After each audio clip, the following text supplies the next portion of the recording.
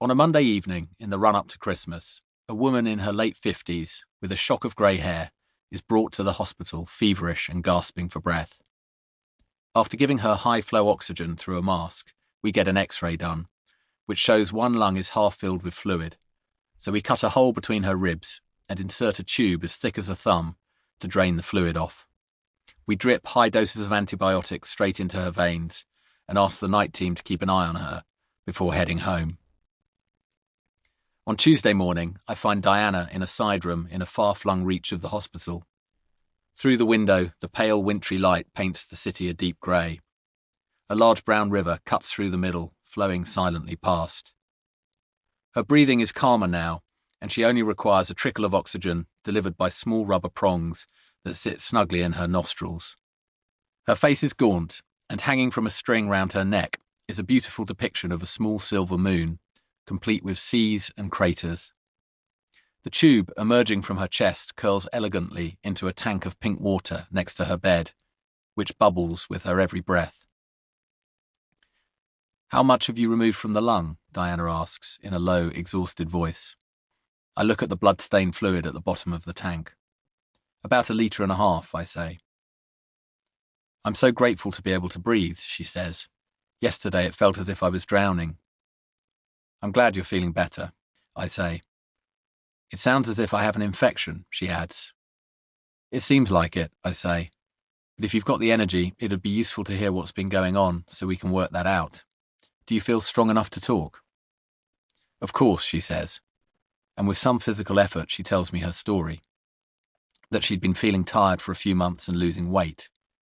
She went to her GP a month back who ran blood tests that came back normal. The symptoms were put down to stress because there's a lot of that in her job in the university department. Then she went on a field trip overseas to help with the construction of a new telescope.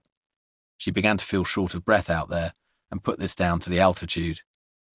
But on her return just a few days ago, she began coughing up green phlegm and the breathlessness got worse.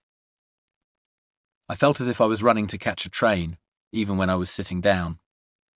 Thankfully you intervened, and today I feel as if I've caught the train and been sitting down for a few minutes to recover my breath as it pulls out of the station."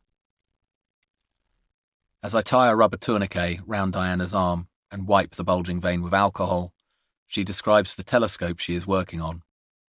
It will be able to see far into the universe and far back, almost to the beginnings of time. "If we can see back to the beginning," she says, "it may help us understand where it will end." "Seriously?" I say. "I had no idea we could do that." She laughs and then starts coughing and choking and has to recover herself. "I suppose you doctors spend all your time looking inwards, and maybe I've spent too long looking far outwards." I stick a needle in her vein, and her ruby-coloured blood is sucked into the vacuum tubes. "Will that tell us if I'm getting better?" she asks. "It'll help," I say, though how you're feeling is a more useful guide. "Honestly, I feel 1,000,000 times better," she says. "I'm on the mend." The acrid water tank bubbles away at her side. "Good," I say. "I've got so much work to do," she says, her mind returning to the telescope. "I must speak to the department about managing the work while I'm in here." On Wednesday morning, I find Diana deep in conversation with a gentle-looking man.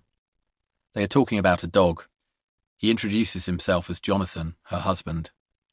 He has brought a bright sprig of flowering cherry from their garden, which sits in a plastic water jug next to her bed. I perch on the side of Diana's bed and break the news that we've looked at the lung fluid under a microscope, and it has shown cancerous cells. Diana's head slumps a little on hearing the news. Jonathan grips her hand tightly and mutters something in her ear.